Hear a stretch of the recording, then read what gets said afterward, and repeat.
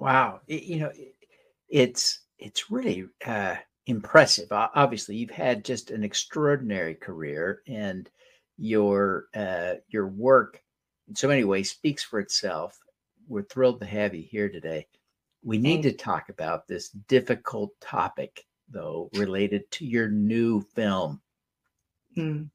And I suppose we can find the silver lining in this, but tell us about Open Secret, your new project.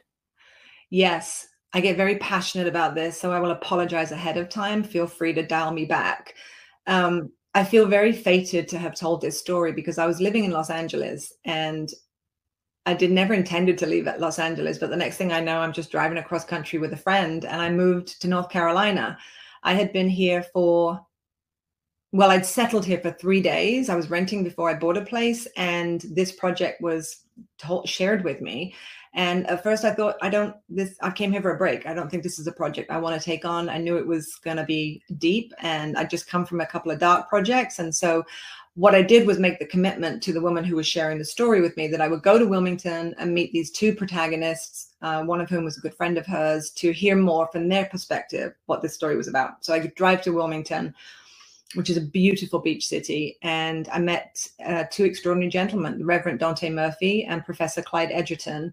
And they told me that this story started out that there had been widespread systemic discrimination in the school district that they had been exploring, but that upon further exploration, what they found out was there had been child sexual abuse going on in the schools for decades.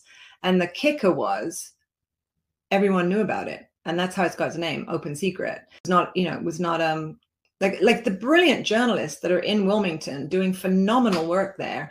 I include them in my film because it's not like I broke this story. They were breaking it, but no one was being held accountable. And the reason that I got so excited about meeting them at that time was because despite decades of corruption that had allowed for the child sexual predators to permeate the district, this small group of people decided to unite and challenge this corruption, which was so brave. And so it became a story about courage. It was a David and Goliath story about uniting, challenging it, and then watching their success and filming their success. Now, it's easy for me to say I filmed their success.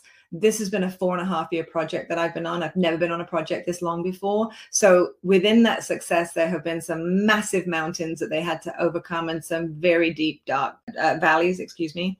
So the film really is about the courage to challenge something in your community that isn't working, despite this being detrimental potentially to your own self. And that's what inspired me. So you had mentioned it was a troubling subject matter, and it is.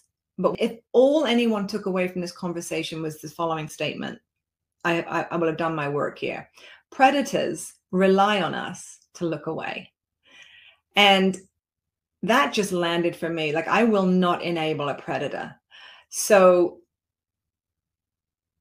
what I want people to understand is that sometimes they say, well, if you do nothing, you're not really taking a side. You are taking a side. You're taking the predator's side. Really, a profoundly difficult thing to talk about, but I think you have found that silver lining, right? You found the courage, yes, right, to highlight the strength of a couple of people to work on exposing this problem and bring it to an end. That is inspiring, despite the fact that the problem they're exposing is heartbreaking. So it is. I want to say something that just came to mind. So Professor Clyde Edgerton is he's retired now, but when we first met him, he was at the UNCW teaching English, and he's also a novelist. He's very well known in the area. He's a wonderful musician and artist. He took this on his own, and it damaged his social standing. It was such a challenging thing that the moment in the film where he says, I by myself failed, which is not a word that comes easy to him because this is a very accomplished man. He was introduced to the Reverend Dante Murphy, and the first thing the Reverend said to him was, nothing gets accomplished by I.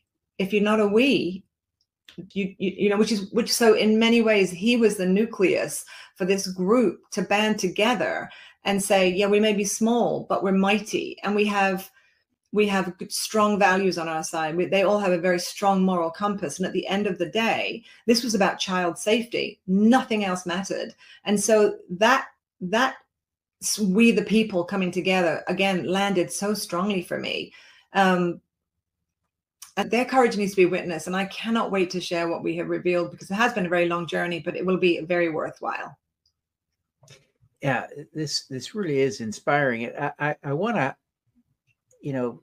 it's a rare opportunity in some ways for folks to have an opportunity to invest in a film project with someone of such great caliber, such great experience. Why did you want to raise money from the crowd instead of your customary phalanx of wealthy Hollywood investors? I love this question, Devin. That's a brilliant, thank you for asking me that. Because there was a misconception, though there could be a misconception, that this is a North Carolinian problem. It is a problem that happened in North Carolina, and it's also happening across the nation. So to get the community behind this and to have them say, we are going to take this and we're going to make something of it. We're going to clear our decks. They haven't had a predator come step forward since they got rid of the last person that was forced to resign under this situation, and say, this is ours. We're cleaning it up. This is not a North Carolina problem. I thought that was really important to lead with, because the film, when it's finished, is going to go across the country, and it's going to be a conversation starter to a movement. And the movement is to end abuse in all schools. Right now, it was extreme, and it'll be a cautionary tale, and it will prevent children being traumatized moving forward. And allowing people everywhere to invest in this film is a way of helping to maximize your audience, maximize the impact, maximize the reach. Exactly. Brilliant. Yeah.